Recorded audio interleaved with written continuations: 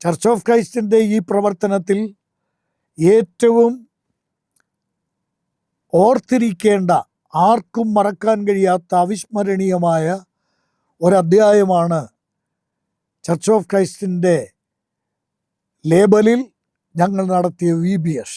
അതിന് ആ ആശയം നൽകിയതും അതിനുവേണ്ടി അധ്വാനിച്ചതും അതിൻ്റെ പിന്നാലെ വേണ്ട കാര്യങ്ങളൊക്കെ ചെയ്തതും ഞാനാണ്. അങ്ങനെയാണ് ഒരു VBS നടന്ന് പത്തനാപുരം സഭാ ഹാളിൽ വിശ്വാസികൾ വന്നതെന്ന് ഞാൻ പറഞ്ഞല്ലോ.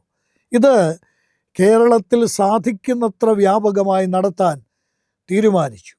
അങ്ങനെ ഞാൻ കരിയമ്പ്ലാവ് NM ഹൈസ്കൂളിൽ, അതുപോലെ തന്നെ ഈട്ടിച്ചോട്ടിലുള്ള എബനേസർ ഹൈസ്കൂള്, വടശ്ശേരിക്കരയിൽ ഞാൻ പഠിച്ച എൻ്റെ വിദ്യാലയം, പുനലൂരിലെ ചെമ്മന്തൂർ ഹൈസ്കൂള്, ഇങ്ങനെ എൻ്റെ ഓർമ്മയിലുള്ളതിപ്പം ഞാൻ പറയുകയാണ്. ഇങ്ങനെ നിരവധി സ്ഥലങ്ങളിൽ VBSകൾ സമാരംഭിച്ചു.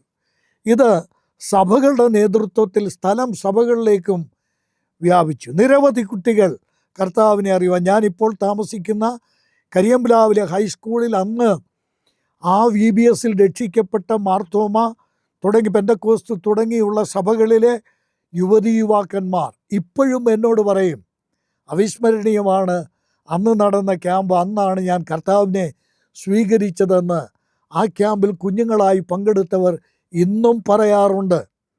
പ്രധാന സഭകൾക്കും ആ സഭകളിലുള്ള കുടുംബങ്ങളിലെ കുട്ടികൾക്കും ഈ സാക്ഷ്യം പറയാനുണ്ട്.